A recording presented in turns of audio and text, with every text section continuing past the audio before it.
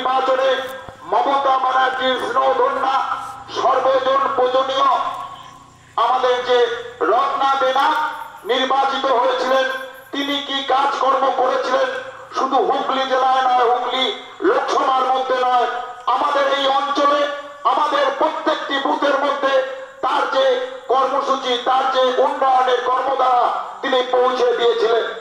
আমরা কি দেখলাম বিগত দিনে এই যে নকু চ্যাটার্জি ভোটে দাঁড়িয়েছেন, তিনি হুগলি লোকসভার মধ্যে কি করেছেন আমাদের অনুধাবনে নেই, আমাদের গোচরে নেই।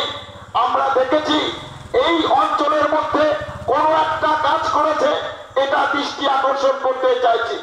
আমরা দেখেছি ভোটের সময়কালে উনি 4.5 বছরের মধ্যে হুগলি লোকসভা আমাদের এই অঞ্চলের মধ্যে বলুন কোথাও উনি যাননি। করোনার মতো মহামারীর সময় যখন সারা বিশ্ব উত্তাল, ভারতবর্ষ যখন এই করোনা রোগে জর্জরিত, বাংলায় যখন এই করোনা রোগের মধ্য দিয়ে আমাদের ঘরের, আপনার ঘরের, পশ্চিম বাংলা সহ ভারতবর্ষের মা বোনেরা গৃহ থেকে মারা যাচ্ছেন, ঘর থেকে মারা যাচ্ছেন, খেতে খাওয়া গরিব মানুষ থেকে শুরু করে মধ্যবিত্ত মানুষরা যখন মারা যাচ্ছে, সেই মহামারীর সময় আমাদের নেত্রী জনগণমন অধিনায়িকা মমতা ব্যানার্জি রাজপথ থেকে শুরু করে প্রত্যেকটা জেলায় জেলায় গিয়ে মানুষকে সতর্কতা করছেন। তার সীমিত ক্ষমতার মধ্য দিয়ে তিনি তাকে সাহায্য সহযোগিতার কথা বলছেন। আমাদের অঞ্চল থেকে শুরু করে সমস্ত জায়গায় তৃণমূল কংগ্রেসের পরিবারের কর্মীরা আপনাদের পাড়ায়, আপনাদের কাছে তার সীমিত ক্ষমতার মধ্য দিয়ে আপনাদের কিছু সাহায্য সহযোগিতা করার চেষ্টা করেছেন।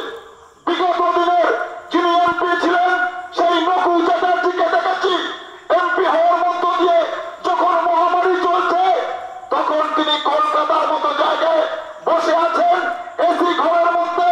তিনি কি বলছেন, আমি যদি গ্রামগঞ্জে যাই, গ্রামগঞ্জের খেটে খাওয়া গরিব মানুষের ঘামের গন্ধে আমাকে করোনায় আক্রান্ত করবে।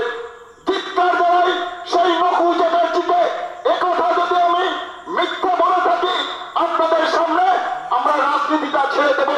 বলুন না বুকে হাত দিয়ে বিজেপির কর্মীরা, এই নকু চ্যাটার্জি আপনাদের এলাকায় করোনার মতো সময়কালে মানুষের পাশে এসে দাঁড়িয়েছে কিনা? আমাদের বুক তখন হাহাকার করতো। আমরা যখন শুনতে পাচ্ছি হুগলি জেলার ওই প্রান্ত থেকে একজন মা মাতৃ, একজন ছেলে তার মাতৃহারা হচ্ছে, একজন পুরুষ মানুষ মারা যাচ্ছে, একজন কন্যা শিশু মারা যাচ্ছে, আমাদের বুক যেমন কাঁপছে, আমাদের নেত্রীর বুক তখন কাঁপছে। আমরা তখন যথাসাধ্য চেষ্টা করছি, ক্যাম্প তৈরি করেছি, মানুষের সাহায্য সহযোগিতার জন্য দুহাত বাড়িয়ে দিয়েছি। রাত দিন আমরা তাদের যত সামান্য আমাদের সীমিত ক্ষমতার মধ্যে সাহায্য করার চেষ্টা করেছি। আমরা দেখিনি এই নকু চ্যাটার্জি উন্নয়নের জন্য বছরে 5 কোটি টাকা করে পান। 5 বছরের এমপি 25 কোটি টাকা পেয়েছেন। বলুন না কোন এলাকায় কোন কাজটা করেছেন? আমি এই কথা বলতে চাইছি এই কারণে, আপনারা জানেন আমাদের এই অঞ্চলের মধ্যে অবস্থান করে কুলগ্রামটা, যেখান থেকে আপনারা কলকাতা যাচ্ছেন, হাওড়া যাচ্ছেন, কালনা যাচ্ছেন, বর্ধমান যাচ্ছেন।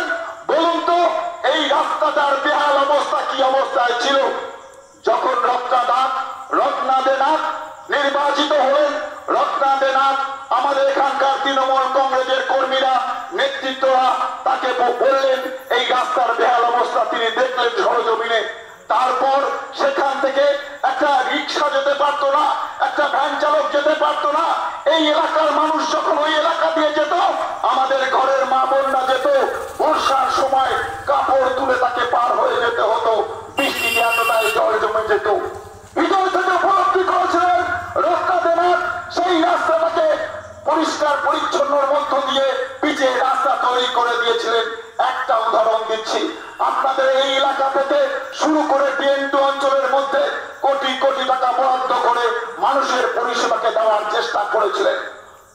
আমরা দেখেছি সেই সময়ের মতো আমরা 5 বছর এই হুগলি জেলা থেকে যিনি নির্বাচিত হয়েছেন নকু চ্যাটার্জি, রোগা থেকে মোটা হয়েছেন, মানুষের উপকার করেননি। আমরা বিজেপির কর্মীদের এই কথা বলতে চাইছি, আপনারা জানেন আমাদের নেতৃত্বরা বলেছিলেন আমরা সরকারে রয়েছি, রাজ্যে সরকারে রয়েছি, আমাদের অঞ্চলে সরকারে রয়েছি। আমাদের নেত্রীর বিরুদ্ধে যখন কুৎস অপপ্রচার করছে, তার বিরুদ্ধে আন্দোলন সংগ্রামকে সংগঠিত করার জন্য, উন্নয়নের জন্য আমাদের 20 তারিখে আমাদের যিনি প্রার্থী রচনা ব্যানার্জি, সকলের প্রিয় দিদি নাম্বার 1, তাকে আপনার 3 নম্বর বোতাম টিপে জোড়া ফুলে ভোট দেবেন। আপনারা বলুন না, পশ্চিম বাংলায় আজকে যখন সন্দেশখালীর মতো জায়গায় মমতা ব্যানার্জি আমাদের নেত্রী বলেছিল এটা মিথ্যে ঘটনা ঘটানো হচ্ছে, প্রমাণিত হচ্ছে তো? আজকে বাধ্য হয়ে প্রিন্ট মিডিয়া থেকে শুরু করে সংবাদপত্র বলতে অস্বীকার করতে পারছে না এটা মিথ্যে ঘটনা ছিল, সাজানো হয়েছে টাকার বিনিময়ে। আমরা দেখেছি ভারতবর্ষের একজন গেরুয়াধারী প্রধান মুখ্যমন্ত্রী ছিলেন যোগীজি, সর্বসময় মাথা নেড়া করে গেরুয়া বসন পরে মুখ্যমন্ত্রিত্ব করেন। তার রাজ্যে নারী নির্যাতন কিভাবে হয়, হাতরাসের মতো ঘটনা আপনারা জানেন, হাতরাসের মতো ঘটনা যেখানে পিছিয়ে পড়া একজন মহিলা মাঠে চাষ করতে গেছে, তার বাবা মা তার মেয়েটা তাদের খাবার দেওয়ার জন্য সন্দেহ হয় এই অবস্থার মধ্য দিয়ে যখন যাচ্ছে তার মা আর বাবাকে খাবার দেওয়ার জন্য, সেই মহিলার অন্যায় কি ছিল? সেই বাচ্চা মেয়েটার নাবালিকাটার অন্যায় কি ছিল? শুধু একজন মহিলা আর যোগী রাজ্যের একজন অধিবাসী। আমরা দেখেছি সেই সময়কালের মধ্যে এই যোগী রাজ্যের বর্বরতা কোন পর্যায়ে পৌঁছে গিয়েছিল। তাকে ধর্ষণ করা হলো, ধর্ষণ করার থেকে তাকে শেষ পর্যন্ত তার শিরদাঁড়াকে ভেঙে দেওয়া হলো, তার মুখের মধ্যে চাবুক ঢুকিয়ে দেওয়া হলো, পিঠে চাবুক মারা হলো। যত রকম ভাবে অত্যাচার করা যায় সেই শিশুটাকে, সেই নাবালিকাটাকে করা হলো। যখন দেখা গেল সে মারা গেছে, তখন দেখলাম আমরা কি এই সময়কালের মধ্যে যখন বিজেপির নেতৃত্ব চলছে, পুলিশ প্রশাসন সেখানে গেছে, তাকে সেই অবস্থার মধ্য দিয়ে সেই বর্বর মানুষগুলো তাকে পুড়িয়ে দেওয়া হলো। কিভাবে তাকে পুড়িয়ে দেওয়া হলো? শ্মশানে তাকে নিয়ে যাওয়া হয়নি, পেট্রোল দিয়ে, ডিজেল দিয়ে, কাঠ দিয়ে তাকে পুড়িয়ে দেওয়া হলো। তার ঝলসানো দেহটা যখন তার বাবা তার মা দেখতে পেল, তার দাদা তার দিদি যখন দেখতে পারলো, কাতর আবেদন করলো আমার বোনকে, আমার কন্যা সন্তানকে আমার কাছে ফিরিয়ে দাও, আমি তাকে সব কাজটা করি, তাকে পুড়িয়ে দিই শ্মশান ঘাটে নিয়ে। সেখানে তাকে দেওয়া হয়নি। বাংলা সারা ভারতবর্ষ উত্তাল হয়ে গেছিল হাতরাসের মতো ঘটনার মধ্য দিয়ে। আমরা কি দেখলাম? অত্যাচারের শেষ সীমানায় গিয়ে তাকে পুড়িয়ে দিল, তার বাবার কাছে, তার মায়ের কাছে, তার কন্যা সন্তানকে পৌঁছে দিল না। বড় বড় কথা বলছে, নির্লজ্জ বেহায়া। বিজেপির বিরুদ্ধে আপনাদের সজাগ থাকতে হবে। আপনারা শুনেছেন এই সময়কালের মধ্যে যখন নির্বাচনে তারা লকেট চ্যাটার্জি জিতেছিল, এখানকার কতিপয় বিজেপির কর্মীরা তাণ্ডব করেছিল এই এলাকার মধ্য দিয়ে। আমরা তাদের বলতে চাই এই কথাই, আমরা মমতা ব্যানার্জির দল করি, মমতা ব্যানার্জি বদলা চায় না, বদল চায়, এই স্লোগানের মধ্য দিয়ে এখানে এসেছিল। কিন্তু আমরা কথা বলি, তৃণমূল কংগ্রেসের আমরা কর্মী, আমরা হাতে চুরি পড়ে নেই। যদি এইভাবে অত্যাচারের পর নেমে আসে, আমরাও কিন্তু ছেড়ে কথা বলবো না। আমরা এই কথা বলতে চাইছি এই কারণে, একটা অরাজকতা তৈরি করতে চাইছে। তাই তো এই অঞ্চলের মধ্যে একজন জেলার সভাপতি বিজেপির এই অঞ্চলের মধ্যে যিনি নেতৃত্ব দিতেন, নিহার মন্ডল, বিজেপির কর্মীরা শুনে রাখুন, প্রিন্ট মিডিয়া থেকে পত্রিকার মধ্য দিয়ে তাদের নামটা যখন ফুটে এসেছে, তিনি বলছেন আমি আর বিজেপি পার্টিটা করবো না। তিনি সকলের সামনে, আমাদের রচনা দিদির সামনে আমাদের দলে যোগদান করেছে। কিসের ইঙ্গিত দিচ্ছে? সারা এলাকায় আজকে বিজেপির কর্মীরা ভাঙনে ধরেছে এই কারণে। আর আমাদের যে রচনা ব্যানার্জি যখন তার র্যালি যাচ্ছিল, র্যালি যেতে যেতে যখন ঝেড়ো পাড়ার মধ্যে ঢুকলো, তখন প্রবল বৃষ্টির মধ্য দিয়ে আমাদের নেতৃত্ব, আমাদের অঞ্চলের প্রধান থেকে শুরু করে সদস্য থেকে শুরু করে সকলে বলছেন দিদি আপনাকে বেরোতে হবে না, আপনি র্যালিটা শেষ করুন। দিদি হৃদয় থেকে উপলব্ধি করেছিলেন।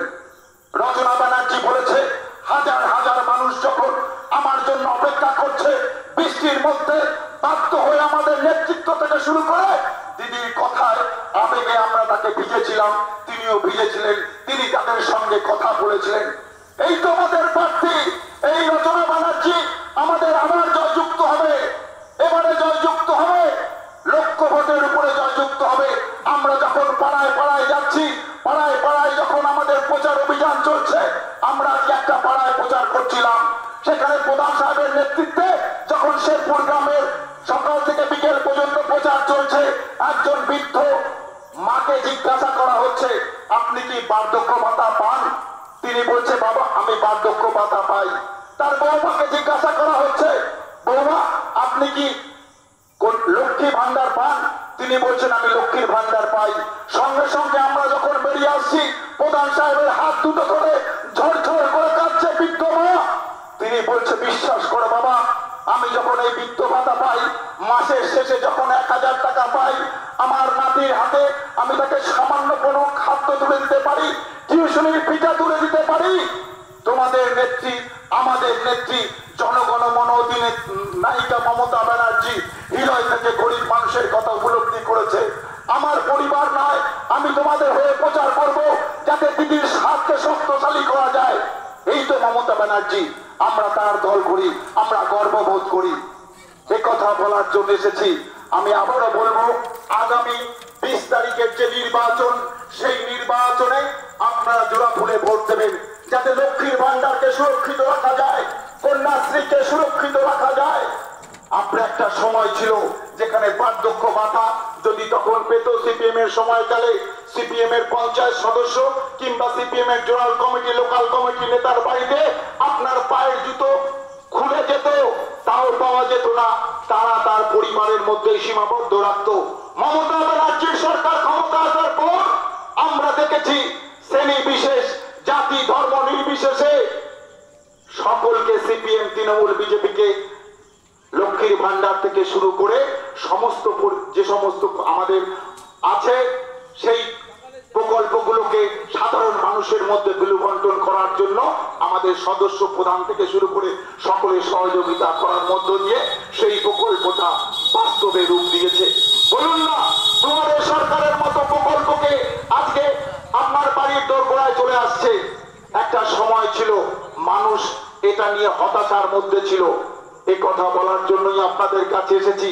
আমরা আমাদের নেত্রী মমতা ব্যানার্জি যাকে এই লোকসভা নির্বাচনে আমাদের প্রার্থী করে পাঠিয়েছেন, আমাদের সঙ্গে আপনারাও প্রচার করুন, তাকে জয়যুক্ত করুন, এই আশা ভরসা রেখে আমি আমার কথা শিমুলিয়া গ্রামে আমাদের মাইকের আওয়াজ যত দূরে যাচ্ছে, তাদের সকলের কাছে আমাদের আহ্বান, আপনারা আমাদের মতো প্রচার রাখুন।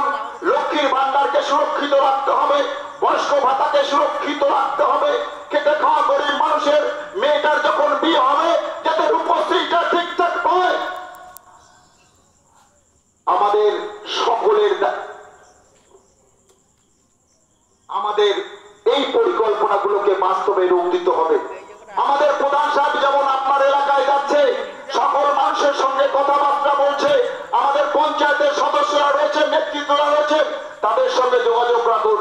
এ কথা বলে সকলকে আবার শ্রেণী বিশেষ শ্রদ্ধা ভক্তি ভালোবাসা জানিয়ে আমি আমার কথা শেষ করলাম। জয় হিন্দ, বন্দে মাতরম, তৃণমূল কংগ্রেস জিন্দাবাদ, মমতা ব্যানার্জি জিন্দাবাদ। বন্দে মাতরম, বন্দে মাতরম, এই তৃণমূল কংগ্রেস জিন্দাবাদ, এই মমতা ব্যানার্জি জিন্দাবাদ, এই মমতা ব্যানার্জির উন্নয়নের চিন্তাধারা দিকে উদ্দেশ্য ছড়িয়ে দাও। এই চাপাবাজ মিথ্যাবাজ বিজেপিকে একটি ভোট দেন না, এই চাপাবাজ মিথ্যাবাজ বিজেপিকে একটি ভোট দেন না, এই বিজেপির বিরুদ্ধে লড়াই চাই। এই চাপাবাজ মিথ্যাবাজ বিজেপির কালো হাত ফেলে দাও, এই উন্নয়ন বিরোধী বিজেপির কালো হাত ফেলে দাও। এই বাংলার প্রতি বৈমাতৃক আচরণকার স্বার্থে বিজেপি আজব দাও। এই চাপাবাজ বিজেপির বিরুদ্ধে সমস্ত মানুষ এই চাপাবাজ মিথ্যাবাজ বিজেপিকে একটি ভোট দেন না, এই বিজেপির বিরুদ্ধে লড়াই চাই।